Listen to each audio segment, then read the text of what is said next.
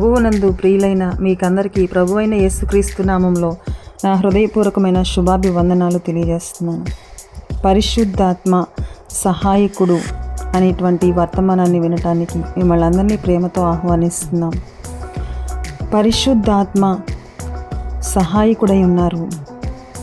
ఆయన మంచి సహాయకుడుగా మన జీవితంలో ఉన్నారు. క్రైస్తవ జీవితంలో ఒక వ్యక్తి తన యొక్క క్రైస్తవ విశ్వాసాన్ని కాపాడుకునే విషయంలోనే కానీ, ప్రార్థనా జీవితాన్ని, భక్తి జీవితాన్ని, పరిశుద్ధతను, విశ్వాసాన్ని కాపాడుకునే విషయంలో పరిశుద్ధాత్మ దేవుని సహాయం అనేది చాలా ప్రాముఖ్యమైనది. చాలామంది ఈ విషయాన్ని గ్రహించకుండా పరిశుద్ధాత్మను విస్మరిస్తూ తమ జీవితంలో తమ శక్తి మీద ఆధారపడి, తమ భక్తి మీద ఆధారపడి తామే ఏదో సాధించాలని ప్రయాసపడేవాళ్ళు, ప్రయత్నం చేసి వేసారిపోయేవాళ్ళు ఎంతోమంది ఉన్నారు.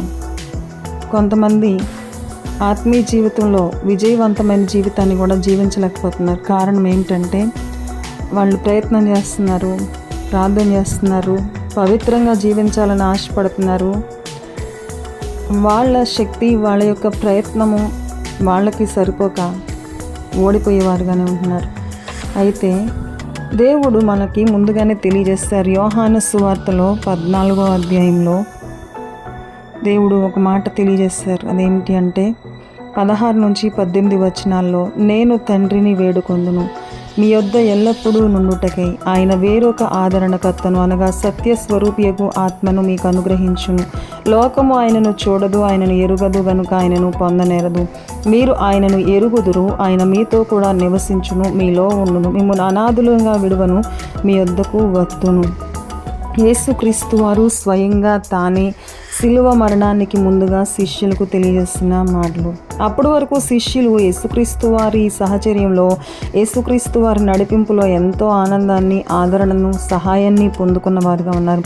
వారు తమంతకు తాముగా స్వయంగా ఒక నిర్ణయం తీసుకోలేని స్థితి. ఎందుకంటే యేసుక్రీస్తు మీదే ఆధారపడి ఆయన ప్రేమ వైపు, ఆయన దయగలిగిన మాటల వైపు వారు ఆకర్షించబడి ఆయన చేస్తున్న అద్భుతాలను చూసి పరవశించిపోయి ఆయన శక్తిని, ఆయన ప్రభావాన్ని బట్టి దినమంతా సంతోషిస్తున్నటువంటి వారుగా ఉన్నారు శిష్యులు.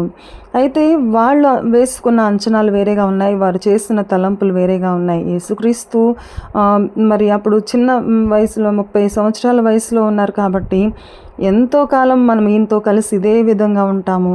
ఏదో ఒక రోజున తప్పనిసరిగా యేసుక్రీస్తు వారు ఒక రాజు అవుతారు కాబట్టి నేను ఈ పదవిలో ఉంటాను, నేనే గొప్ప, ఇలాంటి వాదోపవాదాలు కూడా వాళ్ళ మధ్యలో జరిగినాయి. అయితే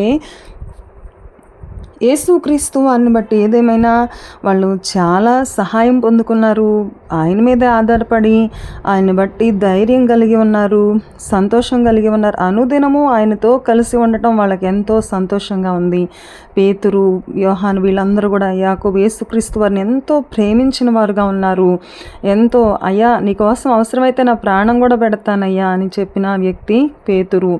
మరణానికి భయం వేస్తున్నా, మరణం వస్తుందేమో, మనల్ని కూడా చంపేస్తారేమో అనే భయం కలుగుతున్నప్పటికీ కూడా యేసుక్రీస్తు వారిని సిలువ మరణానికి ఇస్కరియోతు యూదా వాళ్ళకి అప్పగించినప్పుడు, శత్రువుల చేతికి అప్పగించినప్పుడు కూడా ఆయనతో కలిసి ప్రధాన యాజకుని ఇంటి వరకు వెళ్ళినటువంటి వ్యక్తి పేతురు. ఒకవేళ మానవ రీతిగా భయపడి ఆయన నెరగనని బొంకి ఉండొచ్చేమో, కానీ బొంకి ఉన్నాడు 3 సార్లు. కానీ పేతురు యేసుక్రీస్తు వారిని ఎంతో ప్రేమించాడు. యోహాను యేసుక్రీస్తు వారు సిలువ మీద వేలాడుతూ ఉన్నప్పుడు, ఆయన సిలువ మీద నుంచి మాటలు పలుకుతూ ఉన్నప్పుడు యోహాన్ని కూడా సంబోధిస్తూ ఆయన మాట్లాడుతున్నారు. అక్కడ కూడా నిలిచి చూస్తున్నవాడుగా యోహాను ఉన్నాడు. అంతేకాదు మరియా, వేరొక మరియా, మగ్దలేని మరియా, ఈ సలోమి, సూసన్న వీళ్ళందరూ కూడా అక్కడుండి చూస్తున్నారు. వీళ్ళందరూ కూడా యేసుక్రీస్తు వారిని బట్టి చాలా ఆదరణ పొందుకున్నారు, సంతోషం పొందుకున్నారు, ఆయన మీద ఆధారపడి బ్రతుకుతూ ఉన్నారు.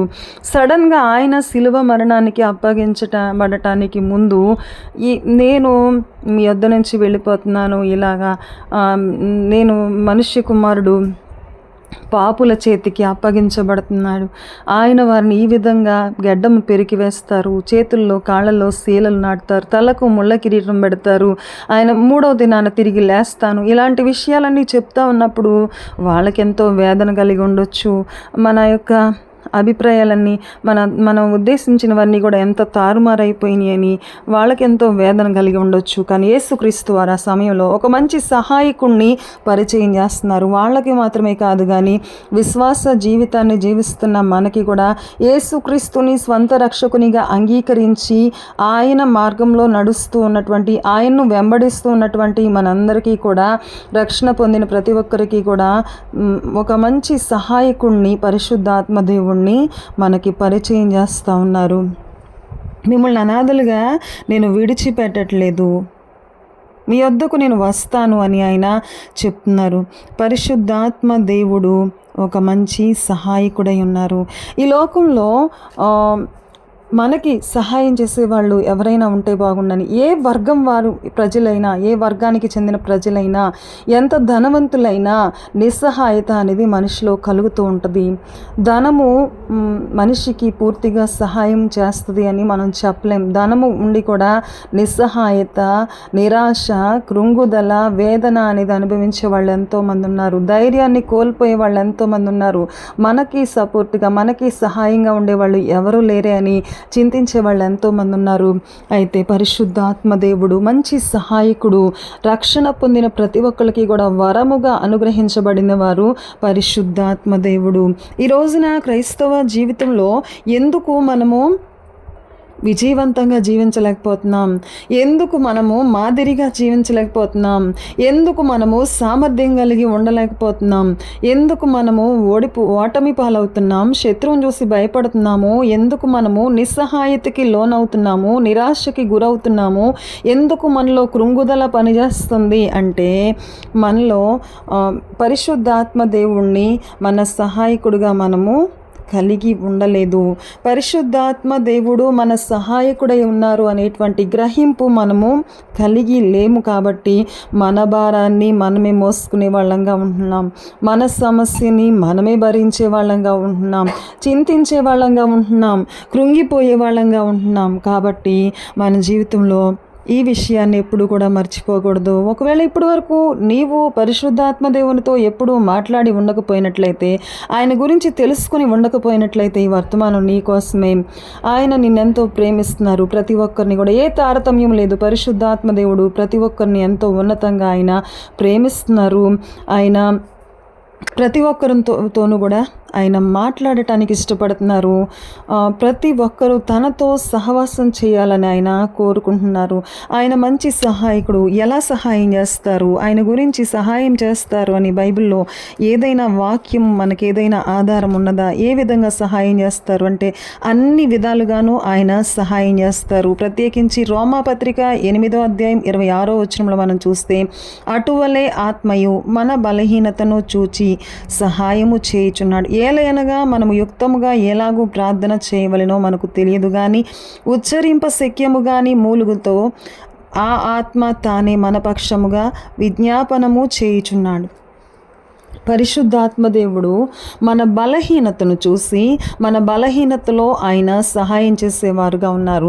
ఈ లోకపరంగా మనం చూస్తే ఈ లోకంలో మనకి తెలిసిన విధానం, మనం అనుసరించే విధానం, మనం చూస్తున్న పరిస్థితులు ఏమిటంటే, మనం బలవంతులుగా ఉన్నప్పుడు లోకం మనల్ని ప్రేమిస్తుంది, మనం సామర్థ్యం కలిగి ఉన్నప్పుడు లోకం మనల్ని అంగీకరిస్తుంది, క్వాలిఫై అవుతాం మనము. కానీ మనం బలహీనంగా ఉన్నప్పుడు, మనలో అసమర్థత అనేది ఉన్నప్పుడు, మనం ఏమీ చేయలేని స్థితిలో ఉన్నప్పుడు ఎవ్వరు కూడా మనల్ని అంగీకరించే వాళ్ళుగా ఉండరు. ఎందుకంటే ఎవరికి ఉపయోగపడని స్థితి. కాబట్టి మనమే మరొకరికి భారం అవ్వచ్చు. కాబట్టి మనల్ని అంగీకరించే వాళ్ళు ఒకవేళ ఉండకపోవచ్చు.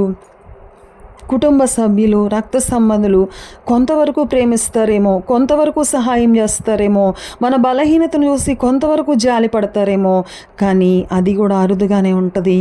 కానీ ఒకవేళ ఈ సమయంలో ఏదైనా బలహీనతతో నీవు కృంగిపోతూ ఉన్నట్లయితే, నీవు ధైర్యాన్ని చెడిపోయి ఉన్నట్లయితే, నాకు సహాయం చేసేవాళ్ళు ఎవరూ లేరు కదా అని నీవు కృంగిపోతున్నట్లయితే, దేవుడు నీతోనే మాట్లాడుతున్నారు.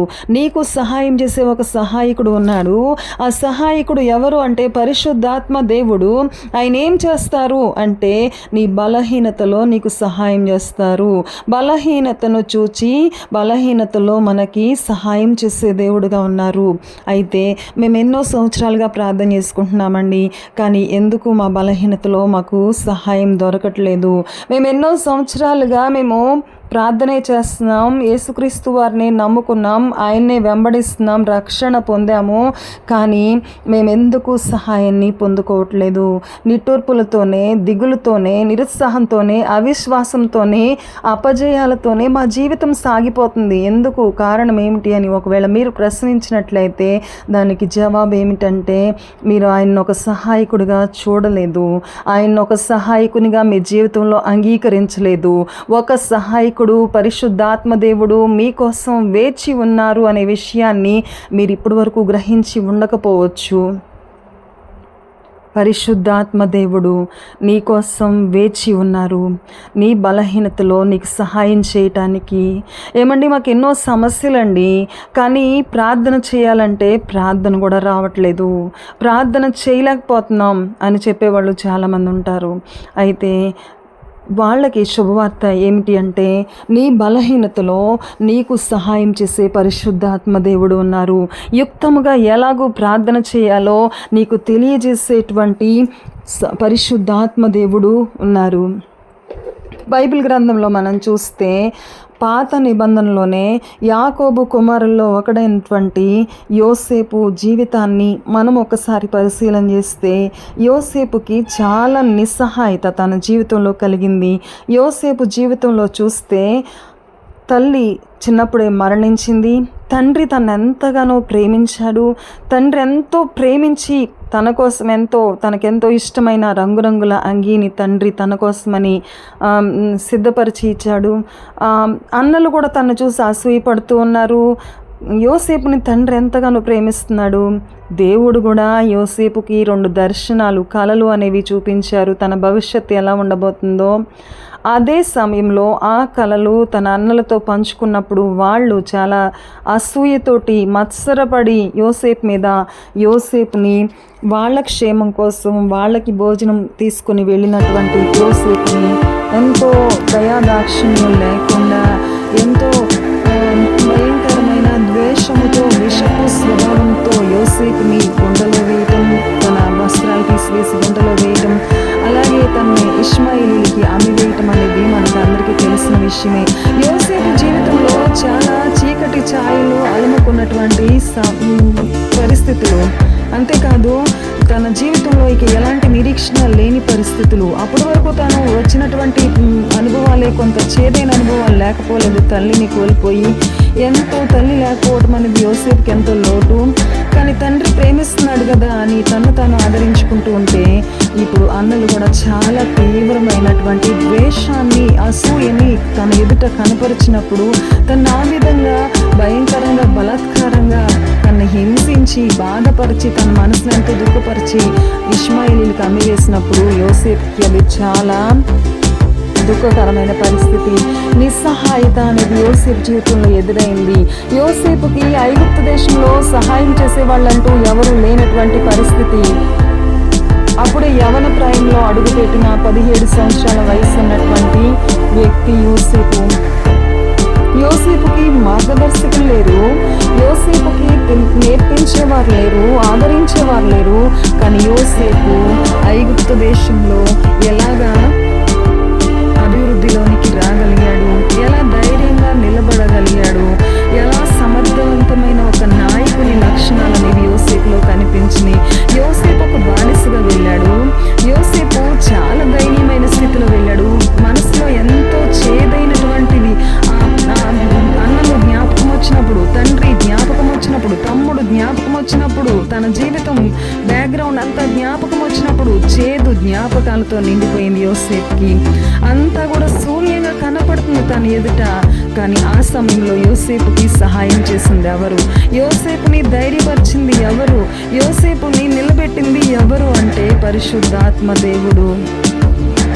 పాత నిబంధనలోని యోసేపుకి అంతగా సహాయం చేస్తే, ఒక క్రొత్త నిబంధన వ్యక్తిగా మన పాపములు ఆయన యొద్ద ఒప్పుకొని విడిచిపెట్టి పాప క్షమాపణ పొందినటువంటి వ్యక్తిగా మనకెందుకు సహాయం చేయరు? మనకి తప్పనిసరిగా ఆయన సహాయం చేస్తారు. మనకు అనుగ్రహించబడిన వరమే పరిశుద్ధాత్మ దేవుడు. ఆయన మనకి తప్పనిసరిగా సహాయం చేయడానికి ఆయన ఇష్టపడుతున్నారు. అంతేకాదు, యోసేపుకి ఎలా సహాయం చేశారు? పోతీఫర్ ఇంటి దగ్గర ఉండగా యోసేపుకు దేవుడు తోడై ఉన్నందున అనేటువంటి వాక్యం అక్కడ మనకి ఆదికాండంలో కనిపిస్తుంది. పోతీఫర్ చేసిందల్లా కూడా అభివృద్ధి అనేది కనిపించిందంట. చాలా ఆశీర్వాదం అనేది కనిపించిందంట. ఒక వ్యక్తికి దేవుడు తోడుగా ఉంటే, పరిశుద్ధాత్మ దేవుడు సహాయకుడుగా ఒక వ్యక్తి జీవితంలో ఉంటే అద్భుతమైన సహాయం అనేది కలుగుద్ది. యోసేపు ఒక బానిసగా వెళ్ళాడు. అతనికి అక్కడ ఏ గుర్తింపు లేదు, అతనికి అక్కడ ఏ ఆదరణ లేదు, ఏ సపోర్టు, ఏ సహాయము లేదు. కానీ యోసేపు పక్షంగా పనిచేసేటువంటి పరిశుద్ధాత్మ దేవుడు ఉన్నారు. యోసేపుని ధైర్యపరుస్తూ ఉన్నారు. ఆయన మనకి ఎలా సహాయం చేస్తారు? మన బలహీనతలో మనకి సహాయం చేస్తారు, మన నిస్సహాయతలో మనకి సహాయం చేస్తారు, మన అపజయంలో మనకి సహాయం చేస్తారు, నిట్టూర్పులు విడుస్తున్న సమయంలో మనకి సహాయం చేసే దేవుడుగా ఉన్నారు. యోసేపుకు ఆ విధంగానే ఆయన సహాయం చేస్తూ ఉండటం వల్ల, ధైర్యపరుస్తూ ఉండటం వల్ల, ఆదరిస్తూ ఉండటం వల్ల ఒక ధైర్యంతో స్థిరంగా ఏ పనైనా నమ్మకంగా చేయగలుగుతున్నాడు, సమర్థవంతంగా చేయగలుగుతున్నాడు, విజయవంతంగా చేయగలుగుతున్నాడు. యోసేపును బట్టి అక్కడ ఆశీర్వదించబడటం, అభివృద్ధి చెందటం అనేది గొప్ప, ఎన్నో రెట్లు అక్కడ అభివృద్ధి అనేది కనపడటం అనేది అందరి కళ్ళకు స్పష్టంగా కనిపించింది. అందరూ దాన్ని గ్రహించగలిగారు. ఎవ్వరూ దీన్ని కాదు అని చెప్పలేకపోయారు. యోసేపుని పోతీఫరు తన ఇంటిపైనే ఏమి కూడా పట్టించుకునేవాడు కాదంట. మొత్తం అంతా కూడా పై విచారణకర్తగా యోసేపుని అక్కడ నియమించడం జరిగింది. యోసేపుకు మరలా చాలా భయంకరమైనటువంటి నింద యోసేపు మీద పడినప్పుడు, పోతీఫరు భార్య ద్వారాగా గొప్ప నింద అనేది యోసేపు మీద పడినప్పుడు, యోసేపు ఆ సమయంలో కూడా ఎలా పాపము చేయకుండా తప్పించుకోగలిగాడు, పవిత్రంగా తన్ని కాపాడుకోగలిగాడు. యోసేపులో ఒక బలమైన ప్రార్థనా జీవితం అనేది ఉంది. దేవునికి భయపడేటువంటి ఒక దేవుడు తనతో ఉన్నారు, తన్ని చూస్తున్నారు, తన్ని పరిశీలన చేస్తామన్నారు, తనతోనే ఉన్నారనేటువంటి గ్రహింపు యోసేపు కలిగి ఉన్నాడు. కాబట్టి పాపము చేయటానికి భయపడ్డాడు. పాపమును గూర్చి ఒప్పింపచేసే పరిశుద్ధాత్మ దేవుడు అక్కడ పనిచేస్తున్నారు. కాబట్టి యోసేపు పాపానికి లొంగిపోలేదు, పాపం చేయలేదు. యోసేపు తాను కాపాడుకున్నాడు. నింద వచ్చినప్పుడు కూడా ధైర్యం చెడలేదు, నింద వచ్చినప్పుడు కూడా తొట్టిల్లిపోలేదు. అదే స్థిరమైనటువంటి నిబ్బరంతో, చాలా నిండు ధైర్యంతోనే చెరసాలకు కూడా అదే విధంగా వెళ్ళాడు. అక్కడ కూడా దేవుడు తనకి తోడుగా ఉండటం అనేది యోసేపు గుర్తించగలిగాడు. దేవుని ఉనికి మనతో ఉండటాన్ని మనం గుర్తించాలండి. యోసేపు దాన్ని గుర్తించగలిగాడు. కాబట్టి యోసేపు తన జీవితంలో ఆ ఉనికిని గుర్తించడం వల్ల జరిగినది ఏమిటి అంటే, యోసేపు పాపం చేయలేదు, అధైర్యపడలేదు, పిరికితనంతో ఉండలేదు. అంతేకాకుండా యోసేపు ముందు భవిష్యత్తు గురించి ఎలా ఉండబోతుంది అనేటువంటి కలవరం యోసేపులో లేదు. ఏమి జరగబోతుంది, నిరీక్షణ లేని పరిస్థితులే యోసేపుకి ఎదురైనాయి. భయంకరమైన నింద యోసేపు మీద పడింది. నిలబడగానే మరలా పడిపోయిన పరిస్థితి, మరలా కొంచెం తేరుకొని కొంచెం ఒక స్థాయిలోకి వచ్చాననుకున్న తర్వాత మరలా చాలా తీవ్రమైన భయంకరమైన నింద అనేది పడి యోసేపుకి మానసికంగా ఎంతో దెబ్బ కొట్టినటువంటి పరిస్థితి, మానసికంగా ఎంతో కృంగదీసేటువంటి అనుభవం, భయము కలవరం కలిగించేటువంటి అనుభవం, లోకమంతా తన్నేమనుకుంటుంది, ఎంతో కృంగుదల, బాధ కలుగజేసే పరిస్థితి. కానీ యోసేపు కృంగిపోలేదు. యోసేపు ధైర్యంగానే ఉన్నాడు. యోసేపు నిబ్బరంగానే ఉన్నాడు. ఎలా ఇది సాధ్యమైంది, ఏ విధంగా ఇది సాధ్యమైంది అనేది మనము మరొక వర్తమానంలో మనం ఈ విషయాన్ని మనం ధ్యానం చేసుకుందామండి.